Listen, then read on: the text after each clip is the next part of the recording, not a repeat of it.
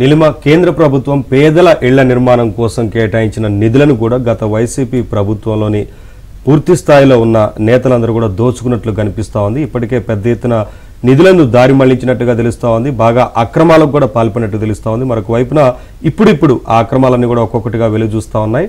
మరొక వైపున వైసీపీ ప్రభుత్వం గతంలో పేదలకు ఇళ్లు నిర్మిస్తున్నామంటూ గొప్పలు చెప్పుకుంది. కానీ కేంద్రం ప్రధానమంత్రి ఆవాస్ యోజన కింద నిధులు కేటాయించినప్పటికీ ఆ నిధులను సద్వినియోగం చేసుకోవడంలో ఫెయిల్ అయింది. అయినా సరే ఆ నిధులకు సంబంధించి తామే ఇళ్లు నిర్మిస్తున్నామంటూ గొప్పలు చెప్పుకుంది. కానీ పెద్ద ఎత్తున దోచుకున్నట్లు కనిపిస్తా ఉంది కదా వైసీపీ. రైట్, చూద్దాం. కేంద్రంలోని ఎన్డీఏ ప్రభుత్వం పేదలకు పక్కా గృహాలు నిర్మాణానికి ఇచ్చిన నిధులను అప్పట్లో వైసీపీ నేతలు దోచేశారు. అనంతపురం జిల్లాకు చెందిన మాజీ ఎమ్మెల్యే తోపుదుర్తి ప్రకాష్ రెడ్డి సోదరుడికి చెందిన రాక్రీట్ నిర్మాణ సంస్థ చేసిన పనుల కన్నా నిధులు ఎక్కువ తీసుకుంది. ఇళ్ల నిర్మాణానికి అవసరమైన దానికంటే కూడా ఎక్కువగా భారతీయ సిమెంట్ కొనుగోలు చేసి జగన్ సతీమణికి అప్పట్లో దోపిడీలో వాటా ఇచ్చింది. పెద్ద మేస్త్రి కట్టుబడి పేరిట దందా సాగింది.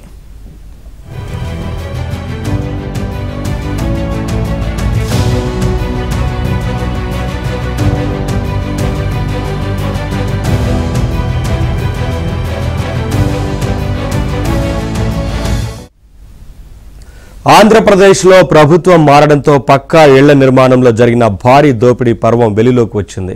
ప్రతి పేదోడికి ఇళ్లు కట్టిస్తామని హామీ ఇచ్చి 2019లో వైసీపీ అధికారంలోకి వచ్చింది. జగనన్న కాలనీల పేరుతో సెంటు స్థలం ఇచ్చేందుకు భూసేకరణలో భారీ దోపిడీకి తెరదీసింది. రైతులకు భూ యజమానులకు ఇచ్చింది తక్కువ, వైసీపీ నేతలకు దోచిపెట్టిందే ఎక్కువ. నిజానికి పేదల ఇళ్ల కోసం కేంద్రంలోని ఎన్డీఏ ప్రభుత్వం అప్పట్లో ప్రధానమంత్రి ఆవాస్ యోజన PMAY కింద 1.5 లక్షలు మంజూరు చేసింది. ఆ నిధులు చాలకపోవడంతో ఉపాధి నిధుల నుంచి మరో 30,000 చేర్చి పేదోడి ఇంటి నిర్మాణానికి 1,80,000 ఇచ్చింది. ఇళ్ల నిర్మాణానికి జగన్ ఒక్క రూపాయి కూడా ఇవ్వలేదు. పైగా తమ ప్రభుత్వమే లక్షలాది ఇళ్లు నిర్మిస్తున్నట్లు ప్రచారం చేసుకుంది. ఇందులోనూ సొమ్ము కొట్టేసేందుకు ఎత్తుగడ వేసిన వైసీపీ నేతలు అరకొర నిర్మాణాలు చేపట్టి అడ్డగోలుగా దోచేశారు.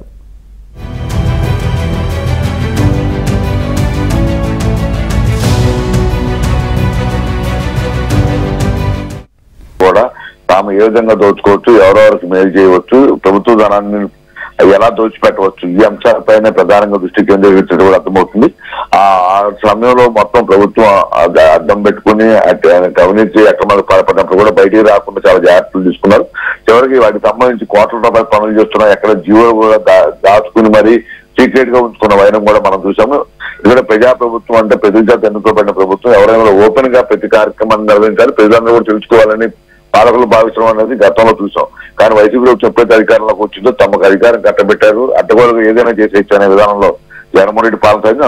ఇప్పుడు తాజాగా ఆ కూటమి ప్రభుత్వం అధికారంలోకి వచ్చిన తర్వాత ఒక్కొక్క శాఖపై ముఖ్యమంత్రి చంద్రబాబు నాయుడు ఆ సమీక్ష చేస్తుంటే ప్రతి శాఖలోనూ విస్తుపోయే నిజాలు వెలుగులోకి వస్తా ఉన్నాయి. ఎక్కడ చూసినా అవినీతికి కనిపిస్తుంది, కోట్ల రూపాయల దోపిడీ జరుగుతుంది. ఈ నేపథ్యంలో ఈ చివరికి పేదలకు ఇచ్చే ఇళ్లను అడ్డం పెట్టుకుని, పేదలకు అడ్డపెట్టిన స్థలాలను అడ్డం పెట్టుకుని కూడా కొన్ని కోట్ల రూపాయలు దోచేశారు.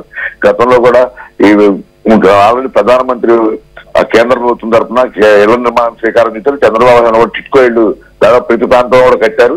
దాదాపు 80%, 90% పూర్తయిన ఇళ్లను కూడా చివరి దశలో ఎన్నికల సమయంలో ఆపేసిన పనులు కూడా పూర్తి చేయని జగన్మోహన్ రెడ్డి పూర్తిగా వాటిని అలా పూర్తిగా పాడు చేసే పరిస్థితి తీసుకొచ్చారు. ఆ తర్వాత తామే గొప్పగా ఇల్లు ఇస్తున్నామని చెప్పి ప్రచారం చేసుకుని కేంద్ర ప్రభుత్వ నిధులను జగన్మోహన్ రెడ్డి ఇస్తున్నట్టుగా బిల్డప్ ఇస్తూ ఆ చివరికి ఈ ఎకరం కోట్ల చోట 4-5 కోట్లు పెట్టి కొన్న పరిస్థితులు కూడా ఉన్నాయి. ఆ మొత్తం పైన వచ్చిన 3-4 కోట్లు కూడా వైసీపీ నాయకులు దోచేసుకున్న వైనం కూడా చూస్తా ఉన్నాం. ఇప్పుడు ఇళ్ల నిర్మాణానికి సంబంధించి భారతీయ సిమెంట్ కి సంబంధించి మొత్తం ఎక్కడ ఏ నిర్మాణం జరిగినా కూడా భారతీయ సిమెంట్ నుంచే మొత్తం కాంట్రాక్ట్ కట్టబెట్టారు. ఇక ఇళ్ల నిర్మాణానికి సంబంధించి కూడా మాజీ ఎమ్మెల్యే తోపుదుర్తికి అతని సోదరుడికి కూడా మొత్తం కాంట్రాక్ట్ కట్టబెట్టిన వైరం కూడా వెలుగులోకి వచ్చింది. దాదాపు 320 కోట్లు మొత్తం ప్రజాధనాన్ని దోచిపెట్టారు. ఎక్కడ కనీసం నిర్మాణాలు పూర్తి చేశారా అంటే అది లేదు. కేవలం మొక్కుబడిగా 4 పిల్లర్లు లేపడం, ఆ ఫోటోలు తీసుకోవడం, మొత్తం బిల్లు మాత్రం శాంక్షన్ చేశారు. ఇట్లా పేదల గూడును కూడా వారి కళ గూడును కూడా చెడగొట్టి పూర్తిగా కోట్ల రూపాయలు దోచుకున్న వైరం వెలుగులోకి వచ్చింది. దీనికి సంబంధించి కూడా భారతీయ సిమెంట్ సిమెంట్ బస్తాలు కూడా మాట్లాడి మొత్తం వాళ్ళకే కట్టబెట్టినట్టు కూడా అర్థమవుతుంది.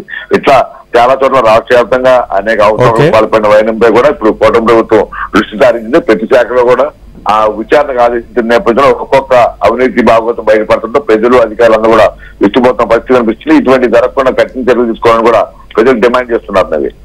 Thank you Prasad, thanks for the updates.